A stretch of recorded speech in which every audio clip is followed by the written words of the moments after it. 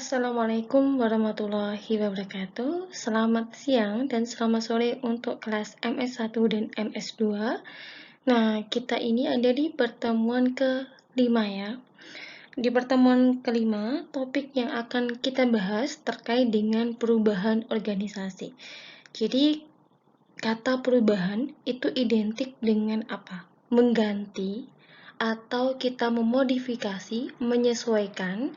Nah, itu adalah makna dari perubahan. Berarti apa yang kita modifikasi, apa yang kita ganti, kita sesuaikan, itu adalah implementasi dari perubahan yang ada di organisasi. Hakikat dari perubahan. Jadi, kalau perubahan itu adalah tindakan beralihnya sesuatu di organisasi dari kondisi saat ini ke kondisi di masa yang akan datang yang diinginkan guna meningkatkan efektivitas. Jadi, kondisi yang ada saat ini dalam organisasi itu akan beralih. Nah, peralihan ini difungsikan untuk meningkatkan efektivitas dari organisasi. Bentuk perubahan, ada dua jenis bentuk perubahan. Yang pertama adalah perubahan radikal, yang kedua perubahan inkremental. Nah, jadi kalau perubahan radikal, ini perubahan yang dapat merubah komponen sistem dalam organisasi. Berarti kalau misalkan nih, sistem dalam organisasi itu berubah, artinya dampak yang dihasilkan dari perubahan ini, dari perubahan radikal ini juga sangat signifikan, gitu. Tidak hanya berdampak pada satu bagian, tapi dari seluruh sistem yang ada di organisasi tersebut. Itu akan mengalami dampaknya juga, gitu. Misalkan nih, saya kasih contoh perubahan radikal yang dilakukan oleh Mitsubishi Indonesia. Itu kan nama perusahaannya adalah PT Krama Yuda 3 Berlian Motor. Nah, jadi perusahaan tersebut itu kan selama ini mengelola bisnis mobil penumpang dan juga truk fuso gitu. Tapi per tanggal 1 April 2017, perusahaan tersebut, Mitsubishi Indonesia itu, dia hanya fokus ke produksi truk fuso saja. Jadi dia sudah tidak memproduksi mobil penumpang. Alasannya apa? Karena perusahaan dari Mitsubishi ini ingin fokus lebih baik di dalam bisnis. Nah, ini contoh perubahan radikal. Tapi perusahaan Mitsubishi ini pernah dengar istilah Mitsubishi Motors? Jadi dia awalnya kan fokus ke mobil truk saja, yang penumpang enggak. Nah, ternyata kebijakan dari Mitsubishi ini dia membuka lini bisnis baru di luar perusahaannya ya, berarti ini di luar perusahaannya dia membuka lini bisnis baru dengan nama Mitsubishi Motor begitu, dan produksinya adalah mobil penumpang. Dia tidak memproduksi truk.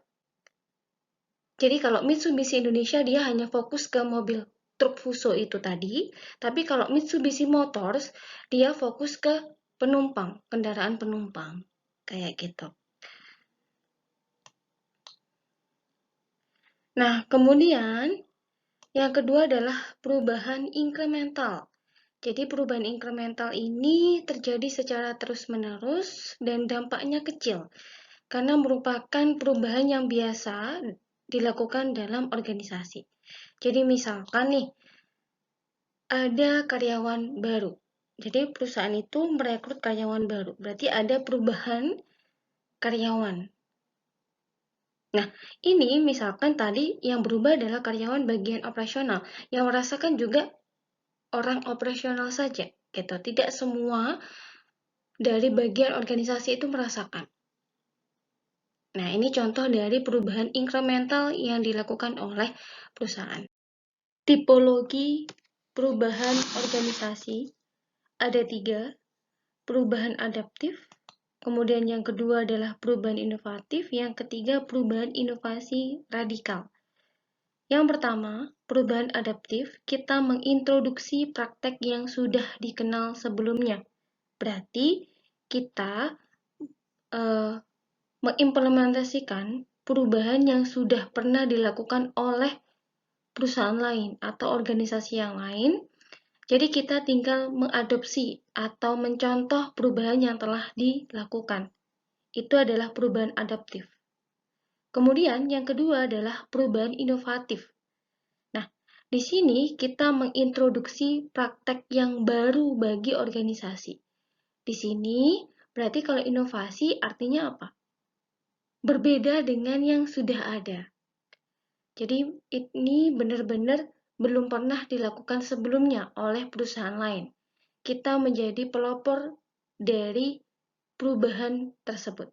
Itu makna dari perubahan inovatif.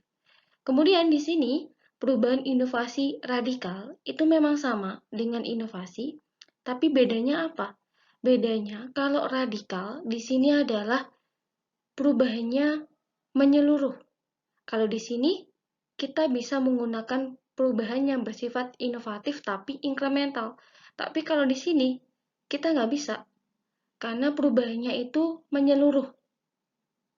Artinya, misalkan semua departemen itu merasakan, tidak hanya satu departemen saja yang merasakan dari adanya perubahan, inovasi perubahan yang baru.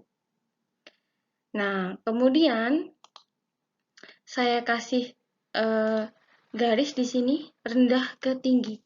Maknanya apa? Jadi di sini kan rendah, di sini tinggi. Tingkat rendah sama tingkat tinggi. Tingkat kompleksitas, kemudian biaya dan ketidakpastian. Kalau misalkan semakin ke sini berarti semakin rendah, sedangkan kalau semakin ke sini berarti semakin tinggi. Begitupun juga dengan potensi penolakan terhadap perubahan. Jadi semakin ke sini juga akan semakin tinggi. Berarti, saya ulangi lagi, tingkat kompleksitas, biaya, dan juga ketidakpastian, kalau semakin arahnya semakin ke sini, gitu, berarti dia semakin tinggi, teman-teman. Gitu. Tapi kalau misalkan arahnya semakin ke sini, berarti tingkat kompleksitas dan ketidakpastiannya itu juga akan semakin rendah. Dan potensi untuk penolakan terhadap perubahannya juga kalau semakin ke sini semakin rendah. Berbeda ketika semakin ke sini. Jadi kalau misalkan kita mengimplementasikan perubahan inovasi radikal, di sini potensi penolakannya sangat tinggi. Dan juga ketidakpastiannya sangat besar sekali gitu. Resikonya juga sangat tinggi. Kalau misalkan teman-teman tanya antara perubahan inovatif dan inovasi radikal, itu mana yang potensi penolakannya itu tinggi gitu? Jawabannya tentu ini, perubahan inovasi radikal. Karena yang tadi menyeluruh teman-teman. Kalau ini adalah per departemen.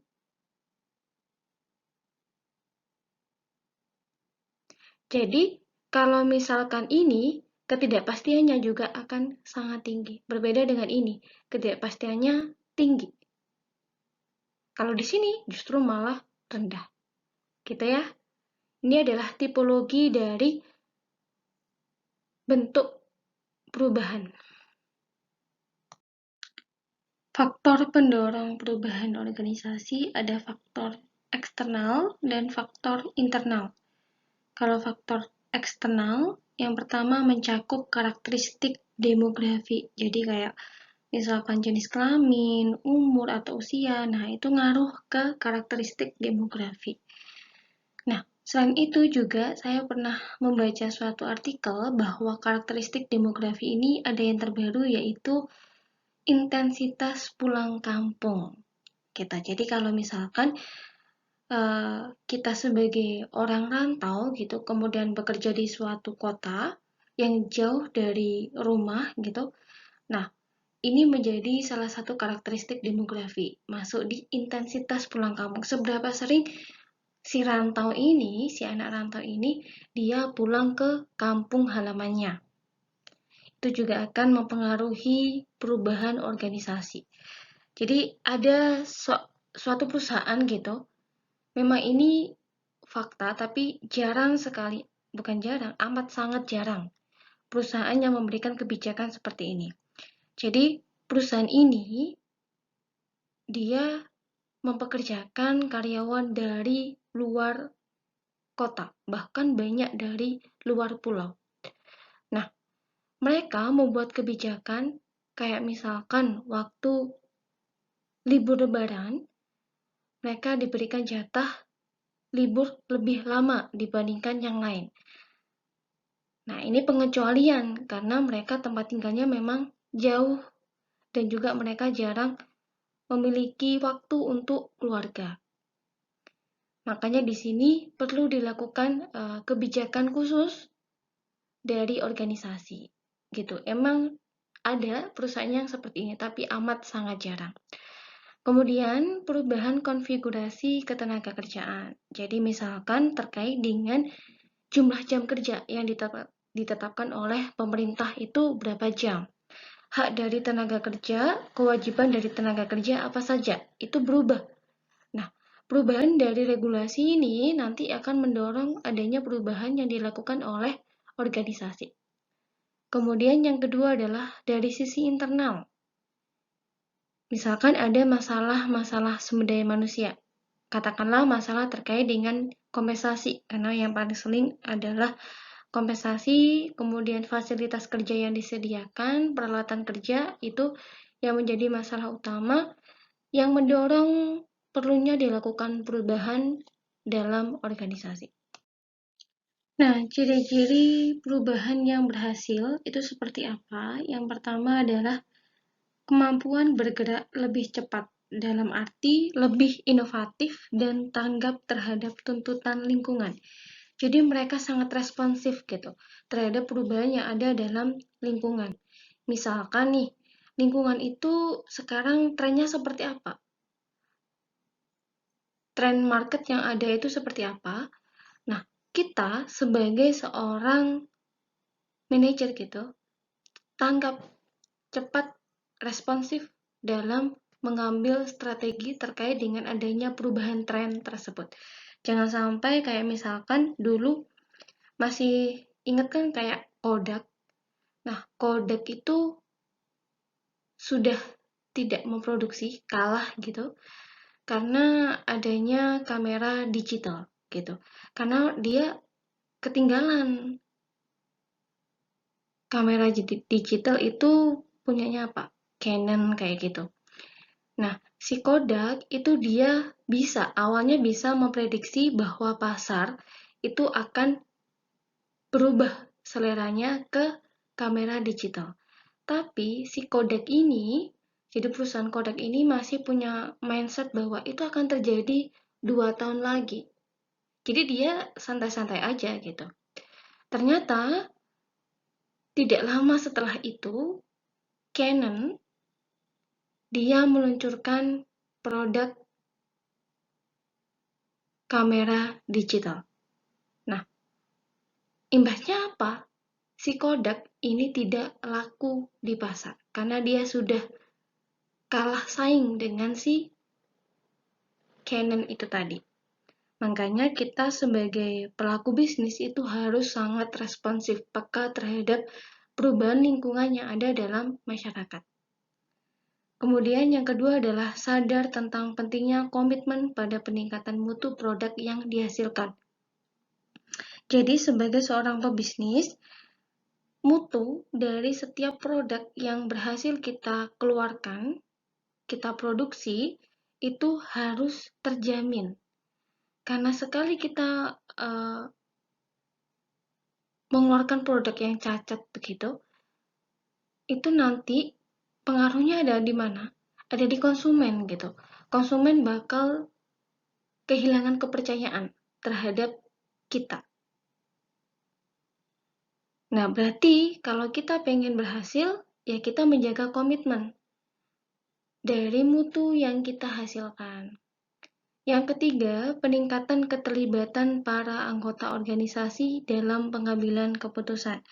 Nah, jadi di sini kita tidak hanya melibatkan pimpinan saja, tapi seluruh elemen penting dalam organisasi itu ikut terlibat. Karyawan pun juga ikut terlibat. Mereka bisa memberikan masukan terhadap perubahan yang ada dalam organisasi. Karena terkadang masukan dari karyawan itu juga penting. Yang keempat, orientasi pada pelanggan yang kemampuan membeli, kemudian preferensi, dan kecenderungan berperilaku selalu berubah. Nah, ini masih ada kaitannya dengan poin 1. Jadi kalau misalkan teman-teman kan ada yang pemasaran gitu ya. Nah, pasti tahu bahwa preferensi dari konsumen itu bersifat apa? Dinamis. Dia cenderung berubah terus-menerus. Jadi yang saat ini kondisinya seperti ini, belum tentu besok akan sama. Nah, kita harus mengetahui orientasi pelanggan ini arahnya kemana. Baru kita bisa berhasil melakukan perubahan. Yang terakhir, organisasi yang struktur organisasinya itu datar, bukan piramid. Artinya apa? Jadi, di sini organisasi datar itu kan struktur organisasinya tipenya adalah desentralisasi. Jadi, kalau desentralisasi artinya semua karyawan itu memiliki kekuasaan yang sama. Bukan piramid yang kendali hanya ada pada pimpinan puncak saja. Berarti kalau di perubahannya pengen berhasil, kita harus mengadopsi struktur organisasi dengan tipe yang datar. Bukan pemangku kepentingan, yaitu pemimpin itu yang memegang kendali atau kekuasaan dalam organisasi. Tapi seluruh karyawan itu punya kekuasaan yang sama. Ada 8 faktor keberhasilan perubahan organisasi.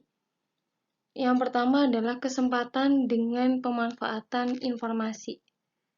Jadi organisasi itu memperbarui dirinya memperlakukan informasi sebagai keunggulan strategik dan fleksibilitas sebagai senjata pamungkasnya. Jadi, organisasi itu harus memanfaatkan informasi yang ada secara baik agar mereka punya keunggulan strategi yang baik. Kemudian yang kedua, penentuan arah dan pemberdayaan sumber daya manusia. Nah, di sini organisasi harus memandang bahwa semua karyawan yang ada dalam organisasi itu sebagai individu yang kreatif. Yang ketiga, fakta yang bersahabat. Nah, di sini perlu teman-teman ketahui bahwa fakta itu dianggap sebagai sahabat, maknanya bahwa informasi dan juga fakta itu nanti akan mampu meningkatkan kemampuan manajer dalam mengambil keputusan yang efektif.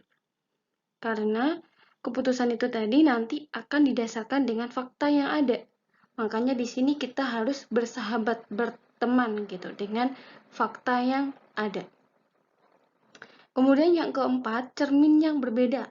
Nah, di sini berarti manajer itu mau mendengarkan seluruh pihak yang hasilnya nanti akan dimanfaatkan untuk suatu kebijakan. Jadi, si manajer itu tidak hanya dia bercermin pada dirinya sendiri, tapi juga dia mau mendengar aspirasi dari orang lain. Makanya di sini cerminnya berbeda. Jadi cermin dari dia sendiri dan cermin dari orang lain. Bisa karyawan ataupun supervisor. Nah, ini adalah faktor yang menentukan keberhasilan dari perubahan organisasi. Nah, ini lanjutan yang tadi kan 4, ini 4 sisanya ya. Jadi topiknya masih sama, faktor keberhasilan perubahan organisasi. Jadi yang kelima itu adanya pengembangan kerja sama tim dan juga penumbuhan iklim saling mempercayai. Dari sini sudah kelihatan nih, teman-teman. Kalau misalkan dalam organisasi itu, manajer harus bisa mengembangkan kerjasama tim dan juga menumbuhkan serta memelihara iklim saling mempercayai satu sama lain. Ini sangat penting bagi perubahan organisasi. Karena kalau misalkan muncul saling tidak percaya, nanti jatuhnya akan membuat kebijakan yang akan kita implementasikan itu bisa jadi tidak akan berhasil gitu. Karena antara misalkan satu tim dengan tim yang lain itu tidak muncul rasa saling percaya. Kemudian yang keenam adalah stabilitas dalam dinamika. Nah, berarti di sini organisasi atau manajer itu harus mampu menemukan keseimbangan antara perubahan yang dilakukan dengan upaya pemeliharaan stabilitas. Jadi biar tidak ada goncangan-goncangan dalam organisasi. Yang ketujuh adalah sikap dan juga perhatian. Manajer dalam organisasi itu tidak hanya mampu memberikan perintah saja, tapi mereka juga harus mengembangkan sikap dan juga perhatian kepada bawahannya. Jadi tidak hanya menuntut, tapi mereka juga peduli dengan karyawannya. Yang kedelapan, misi dan juga komitmen. Jadi misalkan organisasi itu sudah punya misi yang jelas, misi yang sudah terperinci secara baik.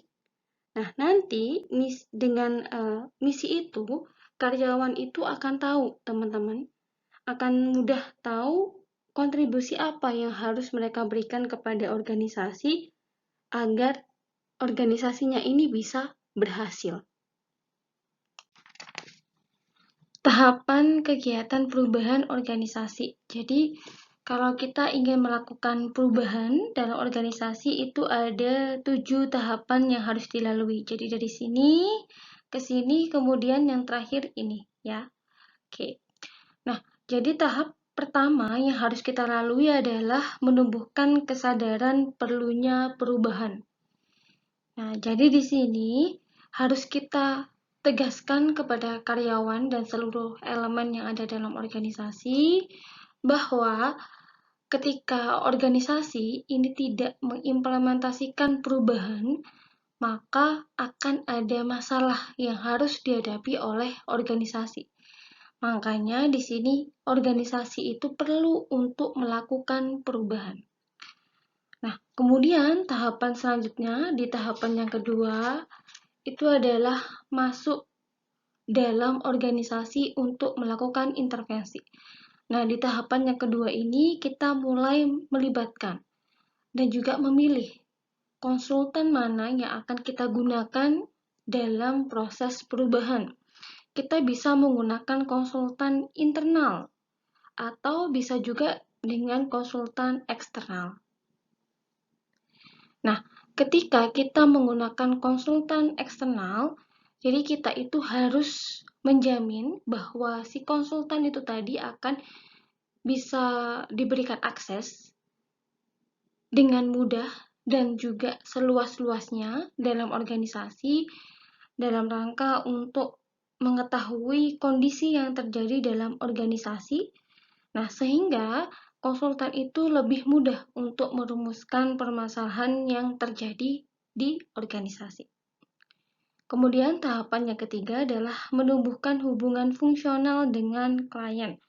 Nah, sifat hubungan di sini itu bersifat rahasia ya. Nah, sifat hubungannya berkaitan dengan apa? Misalkan dengan acuan kerja.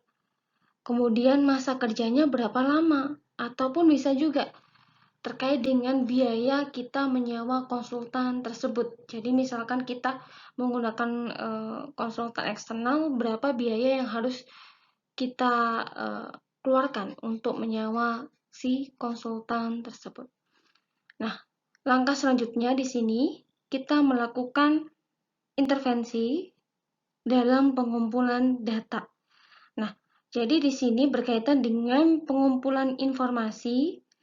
Nah, kita memperoleh fakta-fakta itu tadi dalam organisasi. Fakta yang kita peroleh itu harus secara lengkap ya. Jadi data itu sudah ada secara lengkap. Baik terkait dengan organisasi maupun berbagai aspek yang ada di dalamnya. Kemudian, tahapan selanjutnya yaitu diagnosis masalah spesifik. Nah, diagnosis masalah spesifik ini berarti kita juga bisa menggunakan cara berpikir yang rasional dan juga objektif. Jadi bukan cara pandang yang subjektif yang diberikan oleh si konsultan. Kemudian tahap selanjutnya yaitu memantau, melakukan evaluasi, dan memantapkan perubahan. Jadi pada tahap ini kita memantau hasil yang dicapai dan juga memantapkan perubahan yang akan kita gunakan itu apa. Ada di tahap ini. Jadi setelah kita pantau hasilnya, kemudian kita mantapkan apakah perubahan ini kita lanjutkan atau tidak. Berarti di sini kita juga butuh namanya penilaian terhadap aksi yang kita lakukan. Apakah strategi perubahan yang telah kita lakukan itu efektif atau tidak, sudah mencapai sasaran atau tidak. Nah, itu ada di sini. Nah, tahap terakhir adalah mengakhiri hubungan selaku konsultan dengan klien. Nah, jadi ada beberapa perusahaan itu yang mana mereka tidak boleh bergantung sampai akhir dengan konsultan. Jadi mereka dituntut untuk bisa mandiri dalam menyelesaikan masalah yang dihadapi oleh organisasi. Penyebab munculnya ketidakseimbangan. Jadi ketidakseimbangan ini bermakna bahwa organisasi itu memerlukan perbaikan. Yang pertama, penyebabnya yaitu pertumbuhan pesat yang dialami organisasi. Jadi kalau misalkan organisasi itu mengalami pertumbuhan yang sangat pesat, maka perlu dilakukan suatu perubahan dalam organisasi tersebut. Kayak misalkan dari struktur organisasi yang awalnya sederhana menjadi kompleks. Berarti butuh apa? Perubahan gitu. Kemudian yang kedua adalah kemunduran dalam berbagai kegiatan organisasi. Nah, ini lawan dari poin 1. Kalau yang pertama adalah pesat, yang kedua mundur. Kalau misalkan ternyata ada lini bisnis kita gitu yang mana sudah tidak produksi lagi. Berarti di situ kita juga harus melakukan pengurangan dalam struktur organisasi. Yang ketiga adalah perubahan dalam bentuk jasa, jenis, dan juga intensitas persaingan. Yang keempat, perubahan karena perkembangan dan penerapan teknologi baru.